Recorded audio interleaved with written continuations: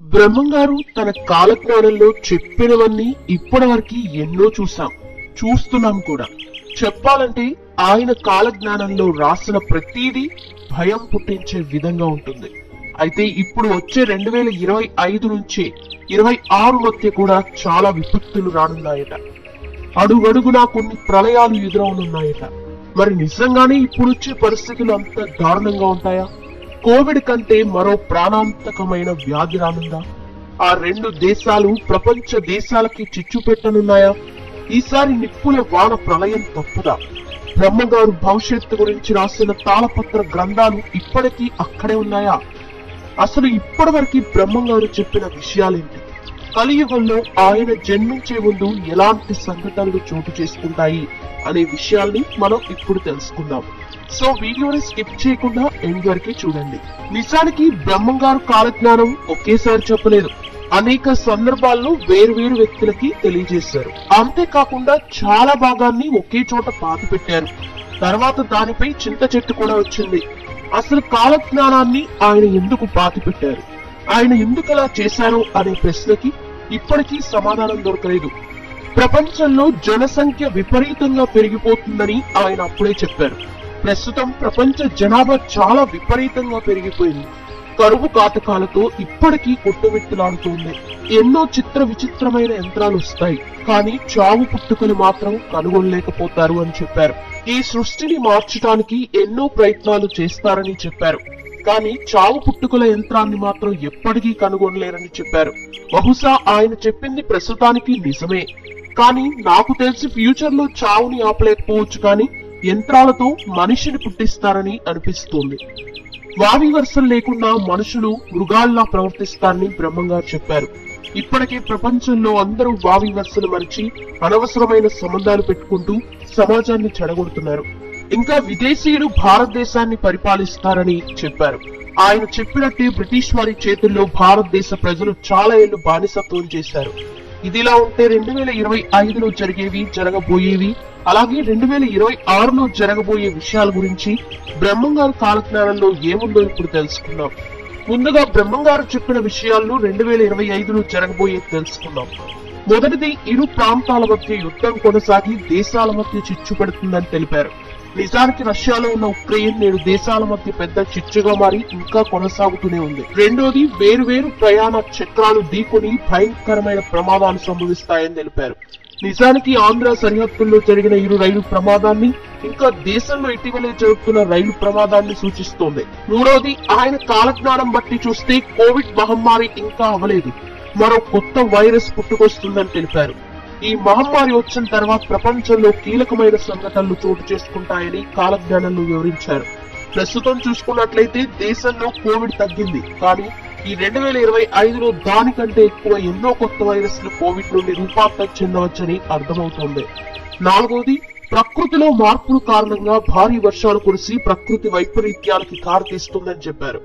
2024లో విజయవాడలో జరిగిన సంఘటన గురించి మనకు తెలిసిందే, కానీ అంతకంటే దారుణమైన సంఘటనలు 2025లో జరగబోతున్నాయి. ఐదవది, రావణ కాష్టంలో కల్లోలం రేగి ఆ రాజ్యమే కుప్ప కూలేని. నిజానికి చెప్పాలంటే శ్రీలంకలో తినడానికి తిండి కూడా సరిగ్గా ఎవ్వరికి దొరకట్లేదు. ఆరవది, అడవి మృగాలు జన సంచారంలోకి ప్రవేశించి మానవుల్ని చంపుతాయి. నిజానికి ఈ సంఘటనలు జరుగుతున్నాయి కూడా. ఆంధ్రప్రదేశ్ తిరుమల కొండపై ఈ సంఘటన చోటు చేసుకుంది. ఏడవది, మధ్య తూర్పులో ఉన్న దేశాలు ఆకలి మరియు స్థల ఆక్రమణ కోసం యుద్ధాలు చేసి వేలాది మంది పసి ప్రాణాలు అన్యాయంగా మరణిస్తారని తెలిపారు. రీసెంట్ గా ఇరాన్ మరియు పాలస్తీనా మధ్య యుద్ధం అక్కడున్న పెద్దల నుండి పిల్లల వరకు ఎంతో మందిని పొట్టనబెట్టుకుంది. ఇప్పుడు 2025 తర్వాత కాలంలో బ్రహ్మంగారు చెప్పిన కాలజ్ఞానం ఏంటో తెలుసుకుందాం. మొదటిది, పంటలు సరిగ్గా పండక, పాడి పశువులు సరిగ్గా పాలివ్వక భయంకరమైన కరువు సంప్రాప్తిస్తుంది. అంటే రానున్న కాలంలో ఇలా జరగబోతుందని తెలుస్తోంది. రెండోది, శాంతిమూర్తులకు కూడా కోపం విపరీతంగా వస్తుందని, వివిధ వర్ణాల వాళ్ళు కూడా వాళ్ళ ధర్మాన్ని వదిలి ఇతర ధర్మాలని ఆచరించి నాశనం అవుతారని. 3500 ఏళ్ల తర్వాత కాశీలో గంగ కనిపించకుండా పోతోంది. ప్రస్తుతం ఉన్న పరిస్థితులు చూస్తుంటే రోజు ఫ్యాక్టరీస్ నుండి వదిలి టాక్సిక్ వేస్ట్ వల్ల బాగా పొల్యూట్ అవుతుంది. బహుశా బ్రహ్మంగారు చెప్పినట్టు ఇది కొన్ని వందల ఏళ్లలో జరగచ్చు. నాలుగోది, ప్రపంచంలో పాపుల సంఖ్య పెరిగి పుణ్యాత్ముల సంఖ్య తగ్గిపోతుంది. రోజు రోజుకి మన భూమి మీద జరుగుతున్న సంఘటనలు చూస్తూ ఉంటే బ్రహ్మంగారు చెప్పినట్టుగా రాబోయే కాలంలో ఇది జరగచ్చు. 5వది, కోమటి కులంలో 25 గోత్రాల వాళ్ళు మాత్రమే మిగిలి ఉంటారు. ఉత్తర దేశంలో ఉత్తర భిరి కోమటి మహాత్ముడు నిలుస్తాడు. ఆ కోమటిని ప్రపంచమంతా కీర్తిస్తారు. 6వది, పట్టపగల ఆకాశం నుండి పిడుగులు వానపడి నిప్పులు వాన కురుస్తుంది. అందులో కొందరు మరణిస్తారు. 7వది, బ్రహ్మంగారు రాబోయే ముందు ఒక విచిత్రం జరుగుతుంది.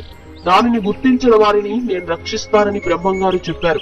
4, నిలువుల ఎత్తైన ఆచారబాహుడు నేనే బ్రహ్మంగారు గారిని చెప్తాడు. నిజమైన భక్తులు ఆ మాట నమ్మరు, మూర్ఖులు మాత్రం నమ్ముతారు.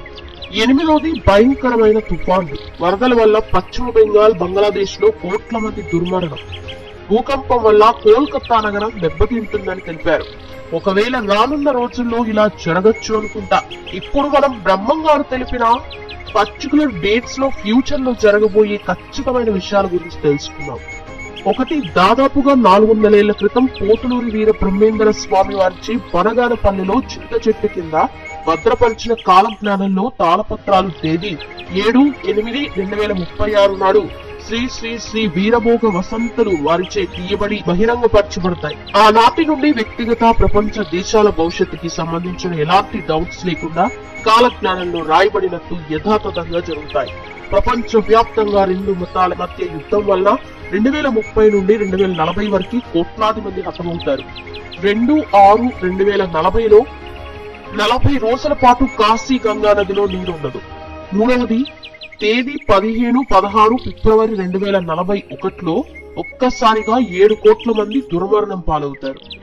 తేదీ 26 మరియు 27 నవంబర్ 2044లో చెన్నపట్నంలో 7 ఏళ్ల బ్రాహ్మణ బాలికకి 4 చేతులు, 3 కాళ్లు, నెత్తిన కొమ్ము గల ఒక మగ శిశువు జన్మిస్తాడు. ఆ శిశువు 22 రోజులు జీవించి 23వ రోజు మరణించబోయే ముందు శ్రీ శ్రీ శ్రీ వీరభోగ వసంతరాయుడు వారికి కలిపురుషుడికి మధ్య జరగబోయే మహాయుద్ధం గురించి ప్రకటించి మరణిస్తాడు. 4, ఒక తోక చుక్క వల్ల భూభ్రమణంలో మార్పు వస్తుంది. సూర్యుడు వణుకుతున్నట్టు కనిపిస్తాడు. తేదీ 2/8/2027 నాడు సూర్యునిలో సూర్య నారాయణుడు వారు దర్శనమిస్తారు. ఇంకో సందర్భంలో సూర్యుడిలో విష్ణుమూర్తి దర్శనమిస్తాడు.